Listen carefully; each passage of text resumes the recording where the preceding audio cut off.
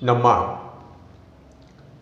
Practice with psychic power YouTube ಚಾನಲ್ನ ವೀಕ್ಷಕರಿಗೆ ಸ್ವಾಗತ. ಇಂದು ನಾನು ಪ್ರಸ್ತಾಪ ಮಾಡಲಿರೋ ಅಂಶ ಡಯಾಲಿಸಿಸ್, ಅಂದರೆ ಕಿಡ್ನಿ ಡ್ಯಾಮೇಜ್ ಆಗಿರುವಂಥ ವ್ಯಕ್ತಿಗಳಿಗೆ ಡಯಾಲಿಸಿಸ್ ಎಂಬ ಒಂದು ಚಿಕಿತ್ಸಾ ವಿಧಾನ ಕುರಿತು ನಾನು ಮಾತಾಡ್ತಾ ಇದ್ದೇನೆ. ಅದಕ್ಕಿಂತ ಮುಂಚೆ ನಿಮಗೆ ಪದೇ ಪದೇ ಮನವರಿಕೆ ಮಾಡ್ತಾ ಇದ್ದೀನಿ. ನಾವು ಕೈಗೊಳ್ಳಲಿರುವ 3 ದಿನಗಳ ಉಪವಾಸ ದೀಕ್ಷೆ ಕುರಿತು ಎಲ್ಲರಿಗೂ ಗೊತ್ತಿದೆ. ಪ್ರತಿ ವಿಡಿಯೋದಲ್ಲಿ ಇದರ ಬಗ್ಗೆ ಪ್ರಸ್ತಾಪ ಮಾಡ್ತಾ ಇದ್ದೀನಿ. ಇದೊಂದು ಅದ್ಭುತವಾದ ಆರೋಗ್ಯ ಕ್ರಾಂತಿ, ಜನರಲ್ಲಿ ಜಾಗೃತಿ, ಈ ಅನಂತರ ಸರ್ಕಾರದ ಗಮನ ಸೆಳೆಯಬೇಕು, ವೈದ್ಯ ವಿಜ್ಞಾನಿಗಳು ಇದ್ರ ಕುರಿತು ಸಂಶೋಧನೆ ಮಾಡಬೇಕು ಎಂಬ ಮಹತ್ತರ ಉದ್ದೇಶದಿಂದ ಇವೆಲ್ಲ ಮಾಡ್ತಾಯಿದ್ದೀವಿ. ನೀವು ಮಾಡಬಹುದಾದ ಕೆಲಸ, ಇದನ್ನು ನೋಡ್ತಿದ್ದಂಗೆ ಸಬ್ಸ್ಕ್ರೈಬ್ ಮಾಡಿ, ಶೇರ್ ಮಾಡಿ, ಲೈಕ್ ಮಾಡಿ, ಕಾಮೆಂಟ್ ಮಾಡಿ, ನಿಮ್ಮ ಸ್ನೇಹಿತರಿಗೆ ನೀವೇ ಕರೆ ಮಾಡಿ ನಮಗೆ ಸಬ್ಸ್ಕ್ರೈಬ್ ಮಾಡಿಸಿ. ಈ ರೀತಿಯ ನೈತಿಕ ಬೆಂಬಲ ನಿಮ್ಮಿಂದ ನಾನು ನಿರೀಕ್ಷೆ ಮಾಡ್ತಿದ್ದೀನಿ. ನಂತರ ನೇರವಾಗಿ ಈಗ ವಿಚಾರಕ್ಕೆ ಬಂದರೆ, ಡಯಾಲಿಸಿಸ್. ಆ್ಯಕ್ಚುಲಿ ಇವತ್ತು ನಾನು ಒಂದು ಧ್ಯಾನದ ಕುರಿತು ಮಾತಾಡಬೇಕು ಅಂತ ಮುಂಚೆಯಾಗಿ ಯೋಚನೆ ಮಾಡಿದ್ದೆ. ಅದು ಇದ್ದಕ್ಕಿದ್ದಂಗೆ ಈ ಡಯಾಲಿಸಿಸ್ ಬಗ್ಗೆ ಹೇಳುವಂಥ ವಿಚಾರ ಬಂತು. ಯಾಕೆಂದರೆ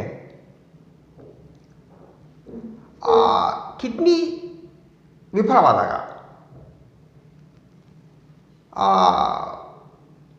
ಡ್ಯಾಮೇಜ್ ಆದಾಗ ಇರ್ತಕ್ಕಂಥ ಒಂದೇ ಒಂದು ಆಪ್ಷನ್ ಡಯಾಲಿಸಿಸ್ಗೆ ಹೋಗಬೇಕು.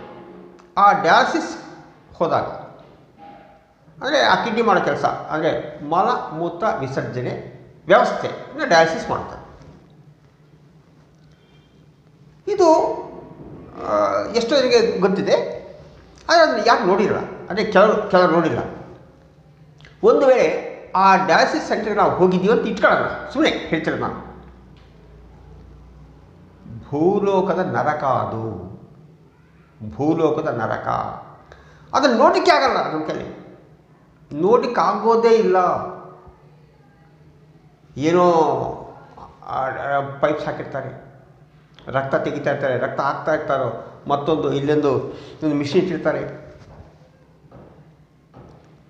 ಅವನು ಹಂಗೇ ಇರಬೇಕು ಇಡೀ ದಿನ.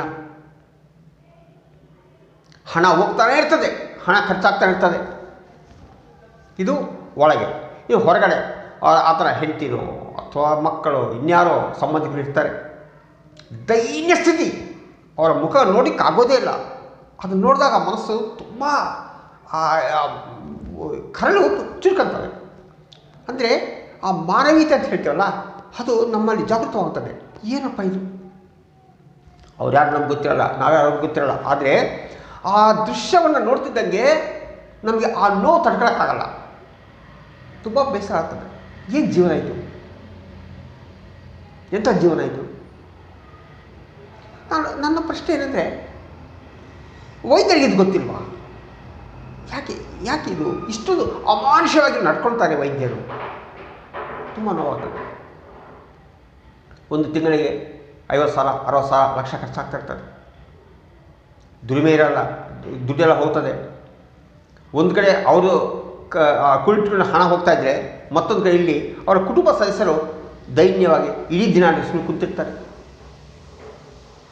ಏನೂ ಕೆಲಸ ಇರಲ್ಲ, ನೋವು ಎಷ್ಟೊಂದು ಹಣ ಹೊಂಚಲಿಕ್ಕಾಗ್ತದೆ. ಒಂದು ಸಲ 2 ಸಲ ಚಂದ, ಪ್ರತಿನಿತ್ಯ ಇದೆ. ಆದಾಗ ಅವರ ಪರಿಸ್ಥಿತಿ ಏನು? ಇಲ್ಲಿ ಹಣ ಹೋಗೋದೊಂದೆಲ್ಲ, ಸಂಬಂಧಗಳು ಸತ್ತೋಗ್ತವೆ. ಯಾಕಪ್ಪ ಅಂತ ಅನಿಸ್ತಾ ಇರ್ತದೆ. ಒಂದು ಚಿಕ್ಕ ಉದಾಹರಣೆ ಹೇಳ್ತೀವಿ ಮಾತ್ರ. ತುಂಬ ದಿನ ಹಿಂದಿನ ಮಾತು, ಇತ್ತೀಚೆಗಲ್ಲ ಇದು.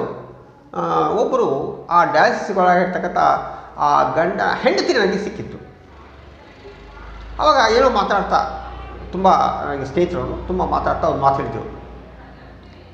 ಸರ್, ನಾನು ದೇವ್ರ ಕೈ ಮುಗಿತಾ ಇದ್ದೀನಿ, ನನ್ನ ಗಂಡ ಸತ್ತರೆ ಸಾಕು ಅಂದಾಗ ತುಂಬ ಆ್ಯಕ್ಚುಲಿ ಗಂಡ ಹೆಂಡತಿ ತುಂಬ ಪ್ರೀತಿಯಿಂದ ಇರ್ತಕ್ಕಂಥ ವ್ಯಕ್ತಿಗಳವರು, ತುಂಬ ಪ್ರೀತಿಯಿಂದ ಇರ್ತಕ್ಕಂಥ ಗಂಡ ಹೆಂಡತಿಯವರು.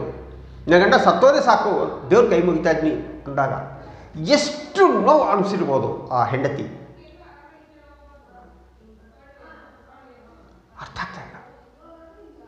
ಅಂದರೆ ಹಣ ಹೋಗ್ತದೆ, ಸಂಸಾರ ಹಾಳಾಗುತ್ತದೆ, ಸಂಬಂಧಗಳು ಸತ್ತೋಗ್ತವೆ, ಟೋಟಲ್ ಕೊಲ್ಯಾಪ್ಸ್ ಒಂದು ಮನೆತನ ಬಿಕಾಸ್ ಆಫ್ ದಿಸ್ ಡಯಾಲಿಸಿಸ್.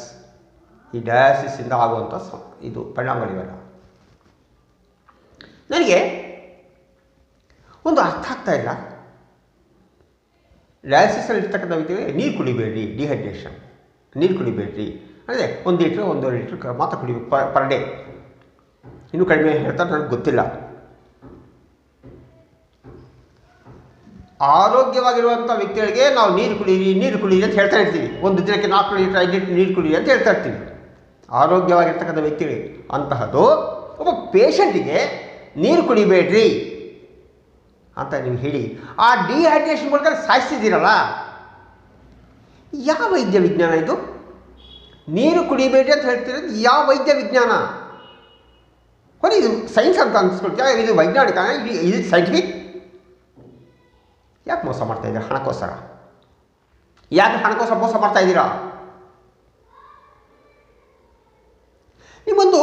ನಾನೊಂದು ಈ ಸಮಾಜಘಾತಕ ಶಕ್ತಿಯ ಬಗ್ಗೆ ವಿವರಣೆ ಕೊಡ್ತೀನಿ. ಈ ಸಮಾಜದಲ್ಲಿ ಕಳ್ತನ ಮಾಡೋರಿದ್ದಾರೆ, ವಿವಿಧ ರೀತಿಯ ಕಳ್ತನಗಳು. ಮನೆ ಕಳ್ತನ ಮಾಡ್ತಾರೆ, ಚೈನ್ ಕಿತ್ಕೊಂಡು ಹೋಗ್ತಾರೆ, ಅಥವಾ ವೆಹಿಕಲ್ಸ್ ಪಾರ್ಕ್ ಮಾಡಿ ತಗೊಂಡು ಹೋಗ್ಬಿಡ್ತಾರೆ. ಸೈಬರ್ ವಂಚನೆಗಳು, ಬ್ಲ್ಯಾಕ್ ಮೇಲ್ ಮಾಡಿ ಹಣ ಮಾಡ್ತಾರೆ. ಅಧಿಕಾರಿಗಳು ಲಂಚ ತಗೊಂಡು ದುಡ್ಡು ಮಾಡ್ತಾರೆ. ರಾಜಕಾರಣಿಗಳು ಭ್ರಷ್ಟಾಚಾರ ಮಾಡಿ ಕೋಟಿ ದುಡ್ಡು ಹೊಳಿತಾರೆ. ಇನ್ನು ಹಣಕ್ಕೋಸ್ಕರ ವ್ಯಭಿಚಾರ ಮಾಡೋರಿದ್ದಾರೆ. ಇನ್ನು ಏನೇನಿದ್ದಾವೆ ಈ ಸಮಾಜದಲ್ಲಿ, ಸಮಾಜಘಾತಕ ಶಕ್ತಿಗಳಿವೆಲ್ಲ. ನಿಮ್ಗೆ ಹೇಳ್ತೀನಿ, ಈ ಎಲ್ಲದಕ್ಕಿಂತಲೂ ಹೇಳ್ತಿರೋದು ಹೆಚ್ಚು ರಾಕ್ಷಸರು ನೀವು. ಹಣ ಕೀಳ್ತೀರಾ ಅವ್ರ ಕೈಲಿ ಆಗಲ್ಲ. ಹೆಣ ಇಟ್ಕೊಂಡು ಸಹ ಹಣ ಕೀಳ್ತೀರಾ, ಕೊನೆಗೆ ಹೆಣ ಇಟ್ಕೊಂಡು ಹಣ ಕೀಳ್ತೀರಾ. ನಿಮಗೇನು ಅನಿಸ್ತಾ ಇಲ್ವಾ? ಯಾಕೆ ಇಷ್ಟೊಂದು ಅಮಾನ್ಯವಾಗಿ ನೀವು ವರ್ತಿಸಬೇಕಾ?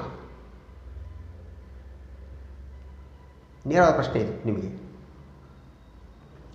ಎಲ್ಲಕ್ಕಿಂತಲೂ ಸಾಮಾಜಿಕ ವಿದ್ರೋಹ ಶಕ್ತಿಗಳಂದರೆ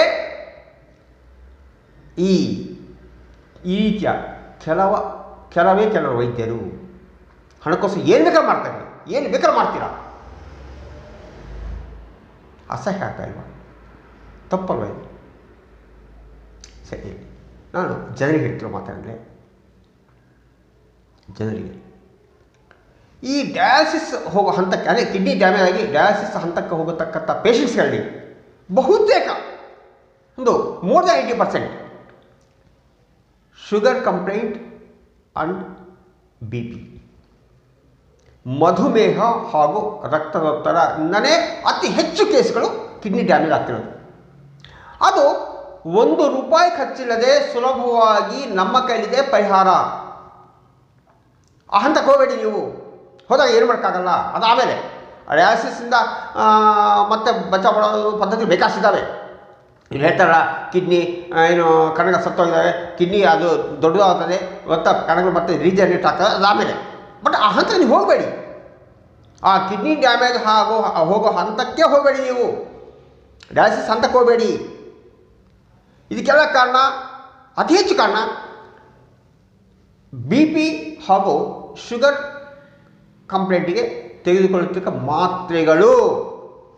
ಬೇರೆ ಏನೂ ಕಾರಣ ಅಲ್ಲ. ಬೇರೆ ಕಾರಣ ತುಂಬ ಕಡಿಮೆ, ಅತಿ ಹೆಚ್ಚು ಕಾರಣಗಳಿವೆ. ಯಾಕೆ ತಗೊಳ್ತೀರಾ? ಯಾಕೆ? ಅದಕ್ಕೆ ನೀವು ಜನರಿಗೆ ಎಷ್ಟು ಹೇಳ್ತಾ ಇದ್ದೀರಿ, ಯಾವುದೇ ಕಾರಣಕ್ಕೂ BPಗೆ ಶುಗರ್ಗೆ ಟ್ಯಾಬ್ಲೆಟ್ಸ್ ಬೇಕಾಗಿಲ್ಲ. ಫರ್ದರ್ ಡ್ಯಾಮೇಜ್ ನೀವು ತಡೀರಿ. ನಿಮಗೆ ಹಾರ್ಟ್ ಪ್ರಾಬ್ಲಮ್ ಬರಲ್ಲ, ನಿಮಗೆ ಕಿಡ್ನಿ ಡ್ಯಾಮೇಜ್ ಆಗಲ್ಲ, ಗ್ಯಾಂಗ್ರೀನ್ ಬರಲ್ಲ, ಕಣ್ಣುಗಳು ಹೋಗಲ್ಲ, ಇವೇನೂ ಆಗಲ್ಲ.